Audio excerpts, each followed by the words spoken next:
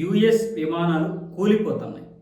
నిన్న సౌదీలో ఇరాన్ చేసినటువంటి దాడికి 2 విమానాలు కూలిపోతే ఒక్క విమానం కూలిందని చెప్పింది. మళ్ళీ ఈరోజు ఏమొచ్చేసి రీఫ్యూలింగ్ చేస్తున్నటువంటి 3 విమానాలు కూలిపోయాయి. మొత్తం 5 విమానాలు కూలిపోతే ఒక్క విమానం కూలిపోయిందని చెప్పారు. ఈరోజు ఏమొచ్చేసి ఒక్కరు కూడా చనిపోలేదని చెప్పారు. కానీ వాస్తవంగా 11 మంది చనిపోయారు మొత్తం ఈ విమానాల్లో. నిన్న ఉదయం 5గురు చనిపోయారు, 6గురు చనిపోయారు. అంటే 5గురు చనిపోయారు, ఒక అతనికి ఏమొచ్చేసి తీవ్రంగా గాయాలయ్యాయి అన్నారు. నిన్న సాయంత్రం ఏమొచ్చేసి 4గురు చనిపోయారు. మొత్తం 10 మంది 11 మంది అక్కడే చనిపోయారు. మళ్ళీ ఈరోజు 3 విమానాలు కూలిపోయాయి రీఫ్యూలింగ్ సంబంధించి. దీనికి సంబంధించి విషయాలు అడిగితేనేమొచ్చేసి సెంట్రల్ కమాండ్ ఏదైతే ఉందో అమెరికాకి చెందినటువంటిది అది స్పందించడం లేదు. కానీ యుఎస్ అధికారులే ఈ విషయాన్ని చెప్పినట్లుగా వాల్ స్ట్రీట్ జర్నల్ తన కథనంలో చెప్పింది. కానీ ఇక్కడ యుఎస్ అధికారులు మాత్రం బయటికి చెప్పడం లేదు. అంటే వీళ్ళు ఎన్నో నిజాలు దాచేస్తూ ఉంటారు.